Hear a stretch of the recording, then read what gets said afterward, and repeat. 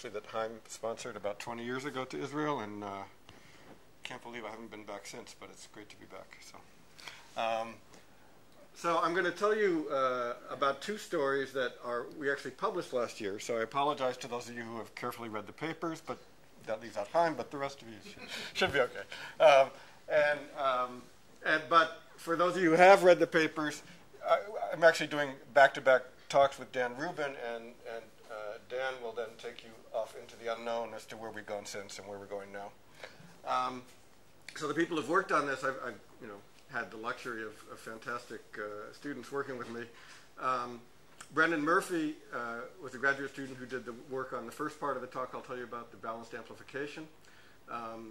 Terrific student, unfortunately for science, decided to leave science. Dan Rubin, Evan Schaefer, and Jun Zhao have worked on the surround suppression, the second part that I'll tell you about. And the second part was in collaboration with David Furster's lab and the experiments that they did, spearheaded by Hirofumi Ozeki.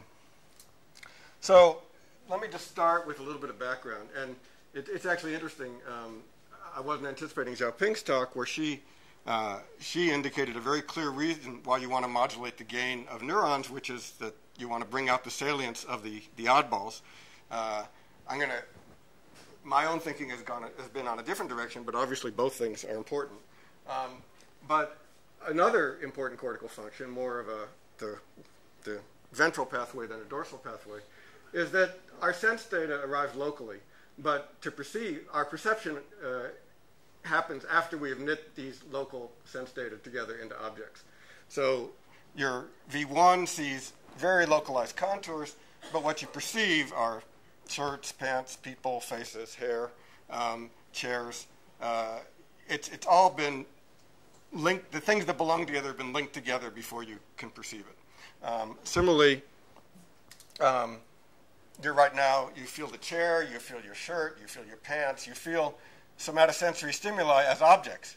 But the stimuli are just little punctate things all over your body. Which ones belong together into one object? But that's the nature of what perception is doing. Auditory, similarly, your perception comes in as little localized things in frequency and time, but what you hear is the stream of my voice, you hear a pen dropping, and you distinguish all of these things before you have perception. I forgot what I'm saying here. Yeah, so, right, so the key thing is that this object perception, this high-level perception, it's invariant to the details of the local sense data. You can move them a lot. You see the same objects. Yet, of course, it obviously depends on them. And there's some, one of the big mysteries of understanding cortical function is understanding this process. And it's not only for sensory data, but similarly on the motor side, we experience our motor intentions at a very high level, which is invariant to and yet obviously dependent on the detailed implementation. So the question is, how is this achieved? I don't know the answer, but certainly, at least on the sensory side, it seems that this depends on both long-range contextual interactions within one cortical area to start linking things together at greater distances, and hierarchical feed-forward and feedback connections between areas. And the larger invariant structures seem to emerge gradually across areas. For example, in V1, you don't see responses to illusory contours. In V2, you do, but there's still many, many stages before you start seeing invariant responses to objects. So the idea, at least in my mind, hypothesis, is just that this invariant perception is somehow built up a little bit at a time. And although I'm pointing forward, obviously it's built up in a forward-backwards way. So the question then is, so how do these contextual and top-down influence modulate responses? What effect are they having on the neuron's responses? And at least my point of view, and it may be still a controversial one, but that classical receptor field selectivity, you're selected for orientation or position of a visual stimulus, is very largely created by the arrangement of feed-forward inputs into layer 4, into the local column. Great deal of experimental evidence from Clay Reed's lab, David Furster's lab, Judith Hirsch's lab, our own theoretical work. There's very similar, some important differences, but fundamentally similar ideas in rat whisker barrel cortex from Randy Bruno's work and from Diego de Contreras. all suggest that the selectivity is very largely in the feed-forward inputs, not in the cortical recurrence or the contextual interactions. And what context and attention primarily appear to do, I'm not going to say solely, but primarily appear to do, is that they modulate the gain of your response to the features that you're selected for. So with that sort of big picture in mind, what I'm going to be addressing today is just some first explanation of what are the mechanisms by which context or top-down influences can modulate gain. And we'll go on to some extent in my talk and much more in Dan Rubin's talk as to how these mechanisms can give a unified view of a wide variety of V1 behavior. This is going to be a very simplified circuit model. Completely ignore, I say largely, completely ignore laminar structure. We're going to imagine we're modeling interactions, say, within layers 2, 3, where you're starting to knit things together from the presumably more localized layer 4, but we're not being very clear about that. We're only going to consider two subtypes of neurons, excitatory and inhibitory. Obviously, particularly there's multiple types of inhibitory neurons. To some extent, there may be multiple types of excitatory as well, but we're not going there now. Primarily, we're going to be considering rate models, and in fact, much of what I'll be talking about is linear rate models, but we will get into spiking models as well, just to show that the ideas cross over, and we will be, in Dan's talk, getting into the effects of nonlinearities on these rate models. So the first story, the work with Brendan Murphy, is distinguishing two mechanisms of amplification, the traditional one, which we call Hebbian, and a new form that we call balanced. So what is Hebbian amplification? Well, Hebb had the idea that there's an assembly of neurons that if it recurrently excite one another, that they can maintain their activity or at least enhance their activity as a group. So the basic idea is that you have some set of neurons, some activity pattern, which tends to excite itself and therefore to sustain itself. In the form of a rate model, we just say that the rate, here now we just have one neuron or one population, the rate of activity in that population, is decay or is moving with some time constant tau towards its steady state value, which is some nonlinear function of the input. The input is the external input I, and then the recurrent input lambda times the firing rate itself. Simplify even further or make it linear. Imagine that we're at some fixed point and we're linearizing the dynamics about the fixed point, and let's even forget about the input for a minute. And so what we find is that the effect, and this, every theorist in the room, I apologize for boring you, because this is something we all know, but that what you're doing effectively by adding the recurrent input is you're simply slowing the dynamics of the network.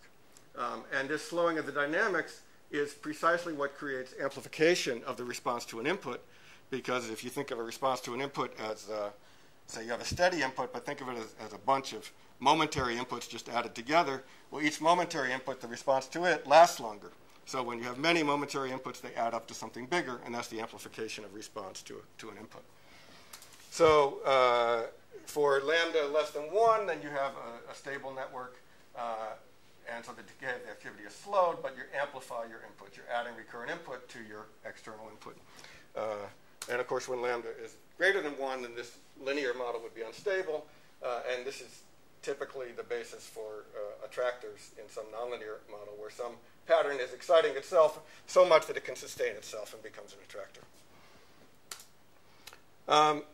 Now, in the context, that's sort of a single pattern. In the context of a network, again, as we all know, there's a set of activity patterns.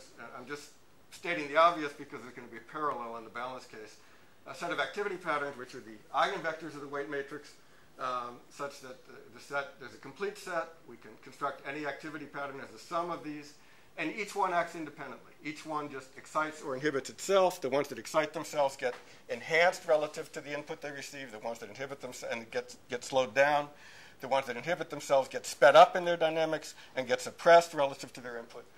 And each of them behaves completely independently, at least at this level. That is, the dynamics of this pattern doesn't depend on the dynamics of any of the other patterns in the linear, so long as things are linear. So what is balanced amplification? Well, the key point, as we're going to see, is that the eigenvalues don't capture all the properties. And this is essentially happening it can happen for many reasons, but the essential reason I think in cortical circuits why this is happening is because we have both strong excitation and strong inhibition, and these are in separate neurons, and that makes a key difference. So let me explain. The separation of separate excitatory and inhibitory neurons causes the connectivity matrices to be what's called non-normal, which just means their eigenvectors are not mutually orthogonal. They're not normal to each other. So this doesn't mean abnormal. It means non-normal. And the mathematical condition for being non-normal is that you don't commute with your transpose, which, if you think about it, if two matrices commute, they share a common basis of eigenvectors, and the transpose has the left eigenvectors of one as the right eigenvectors of the other. If they commute, then the left and right are identical, and that means they're all orthogonal. If they don't commute, the left and right are not identical. That means they're not orthogonal. So the biological connection matrices take the following form. Imagine we take all the neurons in our network. We put all the excitatory neurons on top. So this is some vector of excitatory neurons. Put all the inhibitory neurons on the bottom. Then our connectivity matrix has the E to E connection matrix, the I to E connection matrix, E to I, and I to I connection matrices. These are all positive or zero. These are all negative or zero. So I've written this so that all the W matrices have positive entries, and I put in the minus signs explicitly for the inhibitory networks. All the elements are greater than zero. And then if you do the calculation, you see very quickly these don't commute. This is, you get all positive in this direction, you get two positive and two negative in that direction. So, and why is this important that the eigenvectors are not orthogonal? Well, because in that case, you can have large amplification of responses, large transient responses to small perturbations that have no connection whatsoever to the eigenvalues. With all your eigenvalues being negative, you can still have this large amplification. This is well known in fluid mechanics, and there's a beautiful book by Trevethan and Embry that I highly recommend. It was extremely enlightening to us when we were trying to figure out what was going on in our models. And actually, Chaim provided us a pointer that led us ultimately to that book. So why do you get these transients? Here's the intuition. Imagine you're in a two-dimensional system, and you have two eigenvectors which are very near to each other. They're both pointing basically in this direction. You want to represent an initial condition which is not very well represented by them. It's in a poorly represented direction. So how do you represent that? Well, you have to have a very big component in this direction, big positive component, and a big negative component in this direction, and they cancel each other to create this small initial condition. And so that's the problem. If eigenvectors are orthogonal, you've got Pythagoras' theorem, that the sum of the squares of the components is the length of your vector.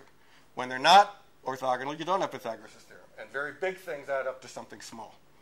And when big things add up to something small, that's a very delicate balance, and you know you're going to get in trouble. And what will happen now is that these decay at different rates because they have different eigenvalues. As one decays away, it reveals something big. Because two big things were canceling to make something small, one of them decays away, it reveals the big thing. And so that's what I show here. Now we have the dynamics, and as one of them is decaying away, our initial small perturbation from this fixed point here is growing large before eventually it turns around and heads back to the origin. It heads back to the origin because both eigenvectors both eigenvalues had negative real parts, so that everything was stable. But all that tells us is as t goes to infinity, you return to the fixed point. It doesn't tell you anything about what you do on the way there. And you can do arbitrarily crazy large things on the way there. And if you think of this in higher dimensions, if you have many eigenvectors pointing in these directions and not in these directions, so now you have lots of different things, big things adding up to something small. So one of them peels away, that reveals something big. Now another one peels away, that reveals something else big. So you can have all kinds of crazy dynamics. All you know is as t goes to infinity, things are going to come back. So small perturbations in poorly represented directions drive large responses in well-represented directions. And so as we'll see, this effect can be described as an effective feed-forward connection from a poorly represented activity pattern to a well-represented activity pattern. A little bit of activity here is effectively making a feed-forward synapse that's driving a lot of activity over here, big feed-forward synapse. And just to conceptually, so in the eigenvector picture, each of them, why we love the eigenvector picture is because each one's dynamics is independent of all the others. It makes the computations easy. But there's a hidden way in which they're not independent of the other. And that is, since they're not orthogonal, they're canceling each other to make the actual vector that we're talking about. And although each one decays independently, the funny things that happen to the actual vector depends on these complicated dependencies, the ways in which they cancel each other. So there's this hidden dependency in how they cancel each other. And what we're going to find is instead you can go to an orthogonal basis in which now the vectors are orthogonal, so they don't cancel each other. They don't have this hidden dependency. Instead, they have an explicit dependency, which is an effective feed-forward connection between the patterns. And the eigenvalues still control the dynamics, sort of. If all the eigenvalues have negative real part, then all the decays will be fast. And so you can get this big amplification without any slowing of the dynamics, unlike the Hebbian case. This is a little bit glib because you can still get long time. What happens when there's many directions is you can get dynamics that are determined by big sums and differences of lots of exponentials. And even though each of those individual exponentials are fast, the collection of the sums and differences can give you slower dynamics. So, but the point is you can have this amplification happen without any slowing of the dynamics. But I'm confused. The feedforward picture that you said, so in a large system, it means that you do have slow dynamics in the sense that you have dynamics which flows across the hidden feedforward. Yes. Yes. So if the system is large, this gives you, in a way, slow dynamics. Yes. So if you have many feedforward, if you have many feedforward steps, then that gives you a propagation delay, which can lead to slow dynamics. And in fact, while we were working on this, Mark Goldman at the same time was working on that idea of having hidden feed-forward structure with many, many steps to create long time constants, but with gain of 1 at each step, so there's no amplification. We were focusing on the idea of big gain, but no slowing. So we were sort of looking at opposite pictures. But the point is you can get the big gain with the no slowing, particularly if you only have a single feed-forward step. And we're going to argue that it's kind of generic. I don't want to make too strong a claim, to only have one feed-forward step. And in particular, for a translation invariant network, your feed-forward steps are only length 1. So the only way you can get the long things is by breaking translation symmetry. Okay, so let's go through a case of this. So here's an excitatory and inhibitory cell, or population, fully connected recurrently. And for simplicity, we're going to assume the 2E connections have identical strength and the 2I connections have identical strength, with Ki the ratio between the two. Write down a linear dynamics.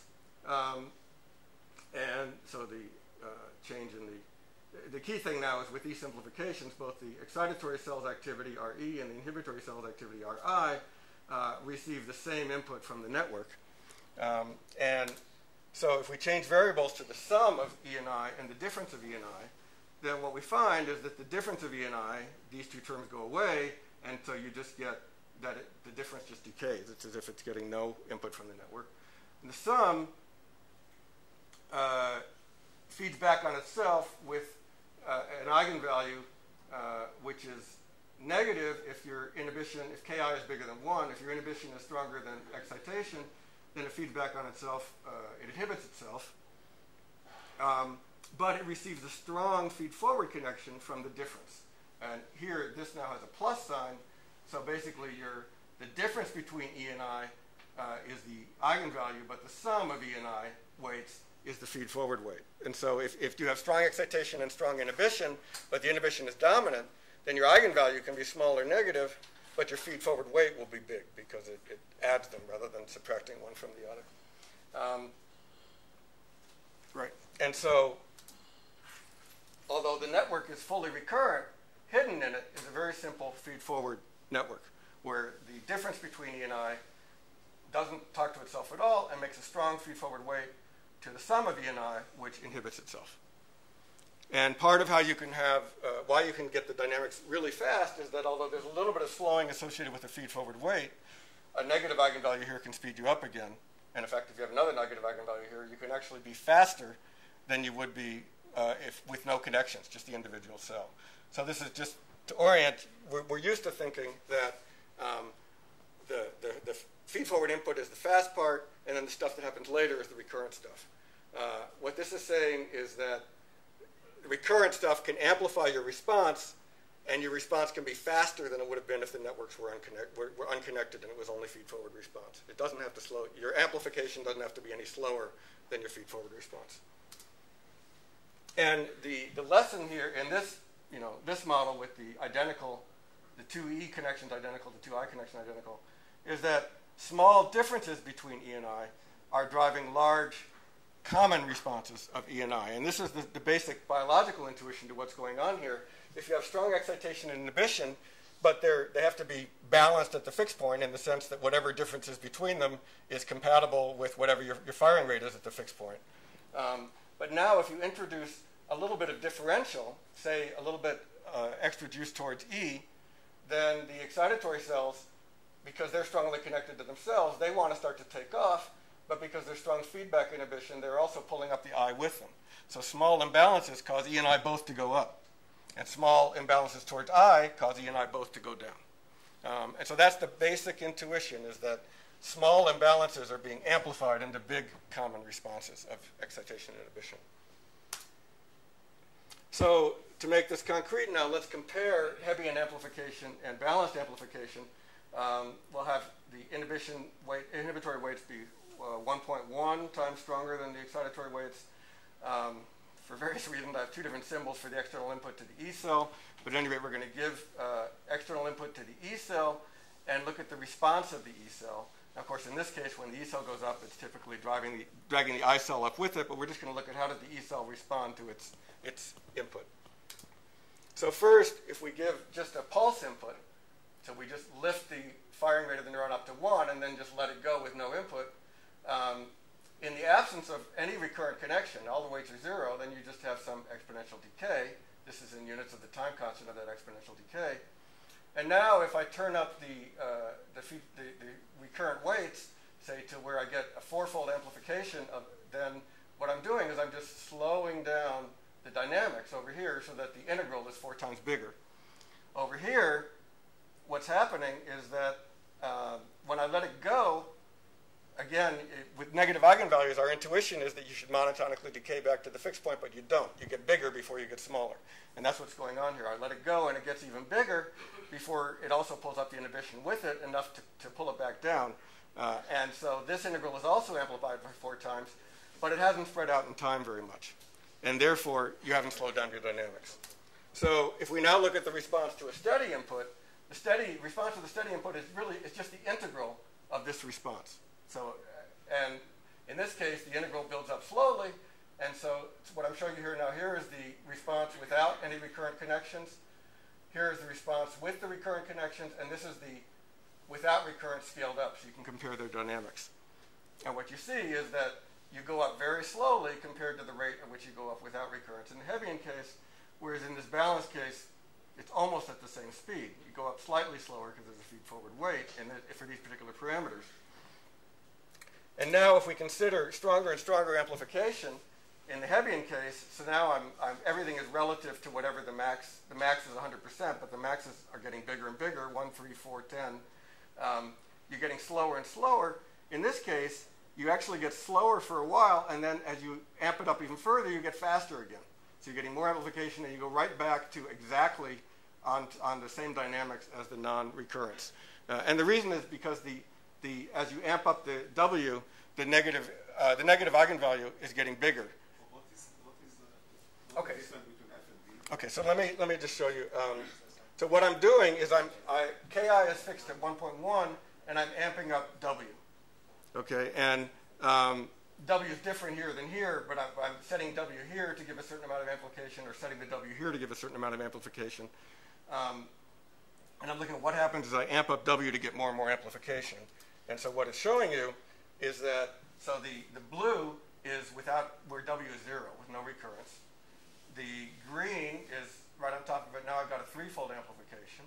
The red is this case, 4-fold amplification. It's slowed down a little bit. And then the cyan is back here again, 10-fold amplification. The reason it's starting to come back is because the negative eigenvalue is growing bigger and bigger, and that's actually speeding things up, whereas the larger feed-forward weight is not slowing things down. And the limit, as the amplification goes to infinity for these parameters, this goes right back to exactly this time course. And if I had a negative eigenvalue also on the difference pattern, then I could make it even faster. Yeah, Robert. You would look at some sort of signal-to-noise measure. Would it be, again, a monotonic decay in B? Because you're also amplifying the noise in the balance? I'm not quite clear what situation you're thinking of. I mean, both of these amplify noise, right? Both of these amplify anything you throw at them. What's different is the dynamics with which they do it, and also the fact that this is also has an I cell involved. Actually, Surya and I have shown that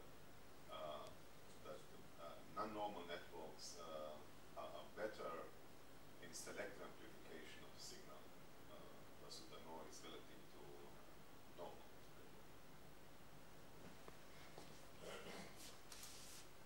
Now, in the network, I sure. just want to understand. So, in the steady state, is there amplification in the bounded networks? Oh yes, I mean here I'm setting it at 100% of wherever it's going to. This tells you how high it's going to. So this is going 10 times higher. So although each one of the each one of the projections is suppressed. Each one of because it's 1 over 1 minus lambda, essentially. That's right. Yes, but the feed-forward weight. But the feed-forward weight is large and getting larger and driving. Steady state, Yes, absolutely. I mean that's what you see here. This is amplified compared to this is the 4 case. Yeah, but this would be 10-fold, 100-fold. You can make it as big as you want. Okay. Now in the network case, there's a precise analog to the eigenvector case. We can now find a complete set of orthonormal patterns, so we don't have this hidden dependency between the patterns. And this is given by the Schur decomposition of the weight matrix, which is not unique. And in fact, it's found just by starting with the eigenvector basis in some order and then doing Gram-Schmidt orthogonalization of it. And that gives you a Schur basis. So there's as many Schur bases as there are orderings of the eigenvectors. Each connects recurrently to itself with strength given by an eigenvalue. So it inherits the eigenvalue of whatever eigenvector you started with before the Gram-Schmidt orthogonalization. If inhibition and excitation are balanced, then these eigenvalues can be small or negative. And then there are connections between the patterns which are in a strictly feed-forward pattern. And given balanced excitation and inhibition, as in biological networks, I want to say generally, because we can't make an absolute proof, but we can make a lot of arguments. These are generally going from EI difference patterns, where you have some spatial pattern where E and I are opposite to one another. They're driving some common mode, where E and I are going together. They're not necessarily identical spatial patterns. This pattern is not necessarily identical to that one. For the case that the E projections don't discriminate on where they're going to and the I projections don't discriminate on where they're going to, then this spatial pattern and this spatial pattern is identical. The only difference is the EI difference versus the EI sum.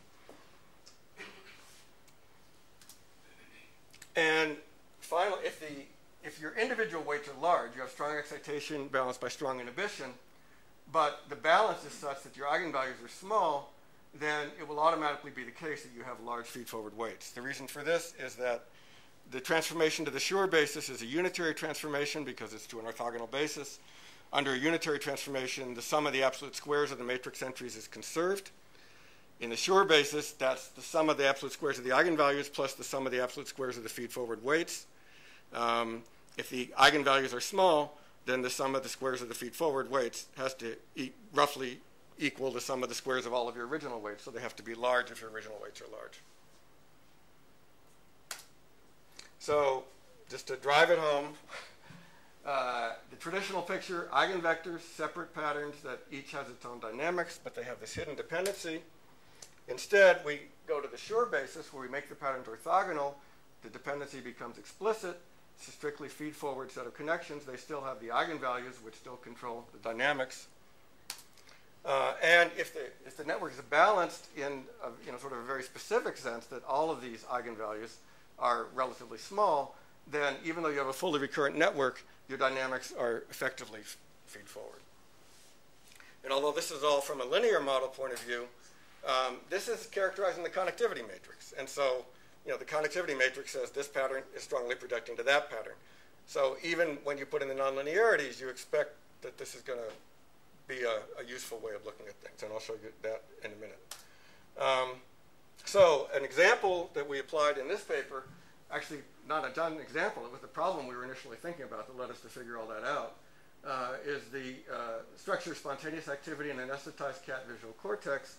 So Amiram, Grünwald, and Misha-Sodix, Grünwald's lab used voltage-sensitive dyes to image activity with high temporal resolution.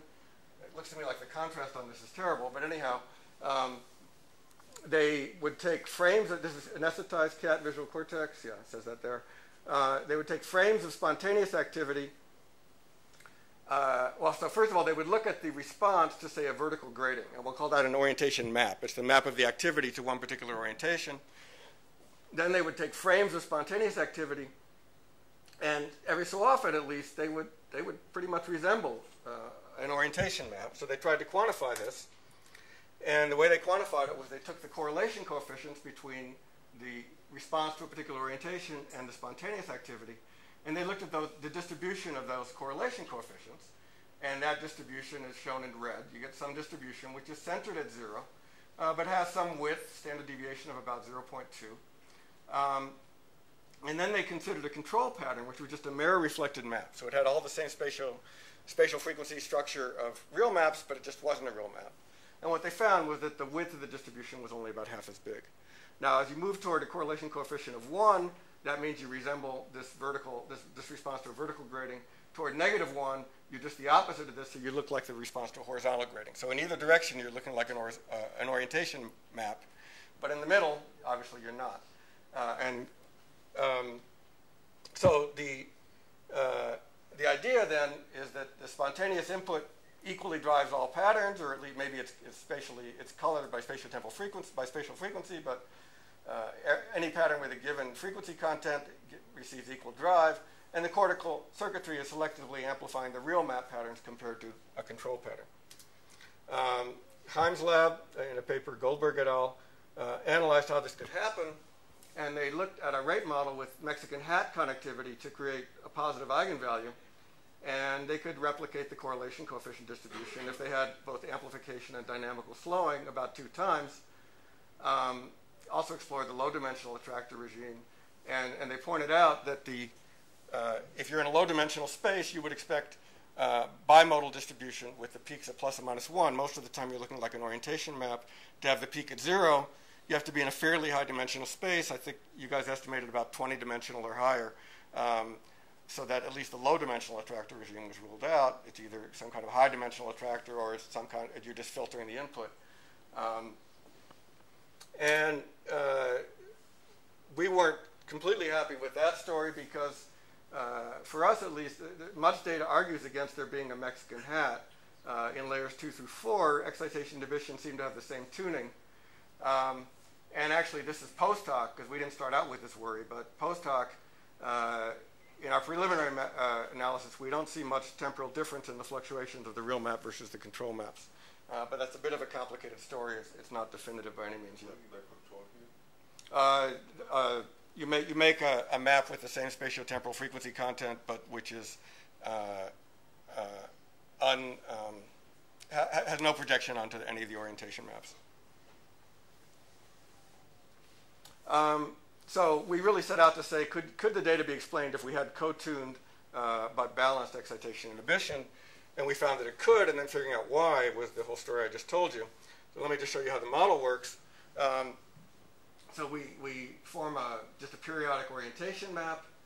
Connection strength between neurons I and J depends on their distance between them and the difference in their preferred orientation. So there's some exponential fall off in each of those variables, or Gaussian fall off in each of those variables. The inhibitory and excitatory connections have identical orientation tuning, but the inhibitory connections are restricted to short distances. The excitatory go to longer distances. And we again make the simplifying assumption that the E projections are the same whether they're projecting to the inhibitory cells or to the excitatory cells. The inhibitory projections are the same whether they're projecting to inhibition or excitation. And in this case, then the eigenvalues of the full weight matrix are just the eigenvalues of the difference between the E projection matrix and the I projection matrix. But the feed-forward weights are the eigenvalues of the sum of the two. It's just the analog of the scalar case I showed you before. And so as a result, if inhibition is strong, all the eigenvalues can have negative real part, and that's the regime we work in. And yet, because this is an all-positive matrix, you can have very strong feed-forward weights. And in fact, then if you calculate the most amplified feed-forward weight, so what I'm showing you here are the most amplified patterns that are, there's an EI difference pattern where they have opposite activity, which makes a feed-forward weight to the same spatial pattern, but now E and I have identical weights. And here this shows you the feed-forward weight. So these are the 5 strongest feed-forward links. The largest one is just a DC pattern. Well, you expect that because it's the eigenvalues and the eigenvectors of the sum of WE and WI. That's an all-positive matrix, and we know that the leading eigenvector of an all-positive matrix is an all-positive vector. So the biggest amplification should be of a DC vector. And indeed, Gridwald et al. See plenty of variance in the DC. Unfortunately, they can't tell how much of that is biological and how much of that is the fluctuations in their light source. So they filtered that out. But the next patterns are the orientation maps. And this also tells you this tells you the feed-forward weight. This tells you the correlation coefficient with the orientation maps. And so you can see these are highly correlated. And then the next are harmonics of the orientation map.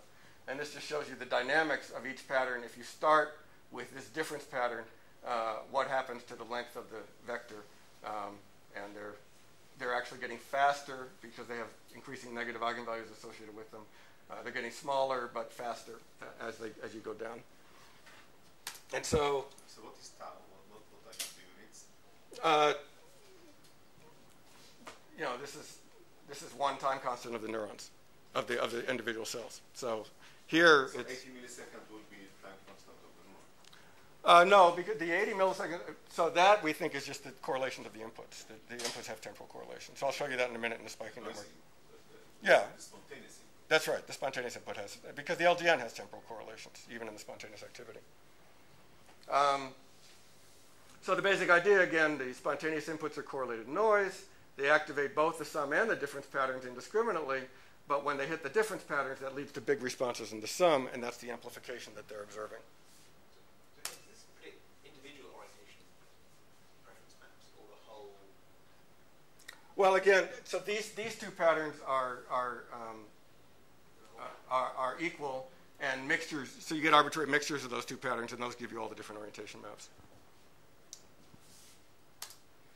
So does this work in spiking networks? Everything I've told you is linear. So we build a big conduction space spiking network model. We have lots of neurons so that it can be sparse connectivity with the same probability given by the same function, but it's sparse so that it's in the balanced regime that Chaim and Carl have described, so that we have Poisson-like activity in the individual neurons. The input to the network is spatiotemporally colored noise, which is just Poisson trains with correlated rate fluctuations. And what you see, we get the right, it's easy to find parameters for which you get the right twofold increase in the standard deviation of the real correlation coefficient distribution compared to the control distribution. This is just an example of a spontaneous frame that looks a lot like an evoked map. And if you look at the autocorrelation function of, first of all, of the input, we assume that the input was correlated with I can't remember the time scale. And then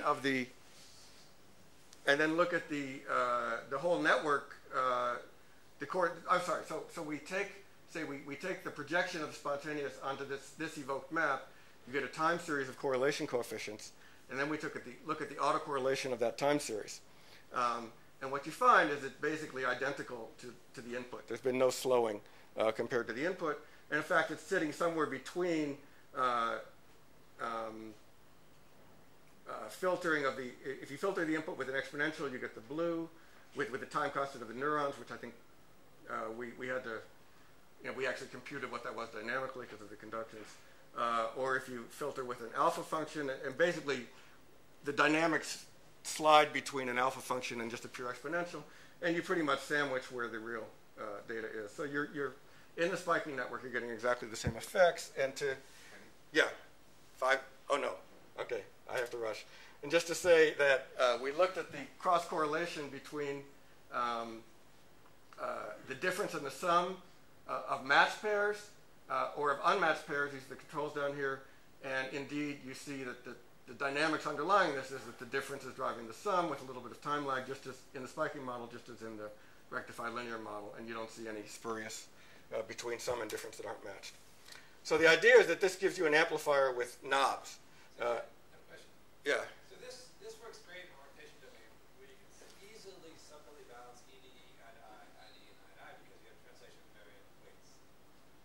Now, if you want to do something more complicated, didn't have the symmetry set, to learn something, right? Then you have a much harder problem separately balancing EDE, IDE, and II, right? Well, no, because it's not so hard. I mean, we do it in the surround suppression model, which I might or might not have time. I hope to have time to tell you about, but it's not so hard. Where we build models where they're not identical. The E to E and E to I aren't identical, and the I to E and I. One is the eigenvectors for E to E, eigenvector for E to I look the same, right? They're all cosines. No. Oh yes, I'm sorry. Yes, yeah, they're translation invariant. They're translation invariant. Right. Translation invariant. Yes. And then this problem of balancing is basically a 4 weights you have to adjust simultaneously as you're learning to stay in balance. That's what I was talking about yesterday. It seems like it's a much harder problem. Well, wait to see Dan's, because Dan is going to talk about precisely that network, the spatially extended network, and you'll see. There's a broad parameter range. It's not difficult. In Hebbian amplification, if you want to change the gain of your amplification, you've got to have some synaptic plasticity. But in this case, if you add input to the E cells, you lift the responses to all stimuli. If you add input to the I cells, you decrease responses to all stimuli. Now, in a linear model, you're just adding a constant to whatever your responses were. But once you have a nonlinear model, say where the gain of the network is changing, depending on how high then this really becomes, you can actually turn the knob by adding some modulatory influence to E or adding some modulatory influence to I. And in fact, we argue that the surround suppression response is precisely, the way you get surround suppression is that you're adding some input to I and turning down the gain of the amplifier, which is what Misha Sodix had described as the paradoxical response, that you add input to I, you actually lower the I activity, but that's what happens here. You add input to I, you're balancing the difference, you're making the difference more negative, and that's pulling down both E and I. So you have knobs by which contextual and top-down, attentional, and so forth influence may modulate the local gain of the responses. Now, what I really want to tell you is about surround suppression, because this is the prologue to Dan's talk. Can I get a few minutes? Yeah. So surround suppression, you've all seen. So we have the classical receptive field, which is if this mask encroaches within 2 degrees of the center, then you start getting spiking responses. So the classical receptive field is where the right light stimulus can drive responses. But you have the extra classical receptive field out here, where you can't directly drive responses with your light stimuli out here, but you can modulate the responses, where if you add the surround, you suppress responses. This is an orientation tune suppression. So you're, as Xiaoping was telling you, and it's found in about half of V1 cells, at least in the upper layers. We usually think that the mechanism is that the surround stimulus is activating adjacent regions of cortex, which communicate via long-range excitatory connections, because they're the only things that go that far. Since they cause inhibition, they must be exciting preferentially driving the inhibitory cells. So the expectation was that the inhibitory cells should be firing more. They should not be surround suppressed. And when you record from a cell that's being surround suppressed, you should see it's being suppressed because it's receiving more inhibition. You should see the inhibition it receives goes up. And David Furster's lab did that experiment. And instead, so here's the classical receptive field. Here's the surround at different orientations, spiking, membrane potential, total conductance. Here's the excitation and the inhibition. What you find is you add the surround, the inhibition goes down, and the excitation goes down, and the inhibition goes down. And they recover a fair amount as you change the orientation of the surround. And so the interpretation then is that both E and I cells are being suppressed. And in fact, Chinese group Song and Li have identified 10 inhibitory cells heroically, and all of which showed surround suppression. So how can this happen? Well, one possibility is that here's our simple model. We've got center input to the center and surround. Then we've got surround input coming, or to the E and the I cells. We've got surround input coming in, preferentially to the I cells. One possibility is the surround suppression is suppressing the center inputs. If you have less feed-forward input, then both E and I will fire less, and that would explain the results. No time to go into details, but the data shows that the suppression of LGN responses is both too weak and too weakly orientation to account for the cortical suppression. So the other answer is this turning down of the balanced amplification. And I should say there's two effects. There's a direct effect that when you increase the input to the inhibitory cells, that's equal to an increase in the sum pattern and a decrease in the difference pattern. Both of those end up increasing. So the direct effect is that, of course, you increase input to I, you increase the response of I. But there's also an indirect effect, or the balanced effect, which is that because you're lowering the difference pattern, you have a feed-forward weight that's lowering the sum pattern that's lowering I. And so what's the condition for this effect to be stronger than that effect? And it's precisely a condition that Misha initially identified in a whole another context, that the excitatory recurrence alone has to be strong enough to be unstable, but the network is stabilized by feedback inhibition. When this happens, when this is the case, what happens is you turn on your surround stimulus to I. That turns up the I firing, represented by red. That turns down the E firing. That withdraws recurrent excitation to the I cells. And precisely in this condition, more is withdrawn than you added. And so this ends up firing less. You would then think this will bounce back up, but it doesn't. The reason it doesn't bounce back up is because this was unstable by itself. When it lowers its firing rate, it loses so much recurrent excitation that it wants to collapse even further. It's unstable. And the only thing that's going to stabilize it at the lower firing rate is if it's getting less inhibition than it was before to balance the excess loss of recurrent excitation. So when this drops down, that just stabilizes the new system at the whole system at a lower firing rate. Skip this. It makes a bunch of predictions which are true. And once you have these predictions, then you really can't explain it any other way. I will skip the other issues, but it's, well, I will just say surround suppression increases gamma power. Some people have said, aha, that means the inhibitory cells are firing more. No, it doesn't. You can have the input to I decrease the rate, but increase the gamma power very easily. There's an issue with natural stimuli, which we have ideas how to address. So conclusions, first, because the E and I cells are distinct, you get this hidden feed-forward structure. You expect the dominant links to be difference to sum. This amplifies both response amplitude to steady input, response variance to noise input, and it can do so without any slowing. Surround suppression suggests we're in an ISN regime. Surround suppression is de-amplification, not inhibition. And there's lots of more complicated contextual modulations, attentional modulations, and maybe this balanced amplification is providing knobs for these various forms of contextual modulation. Thanks.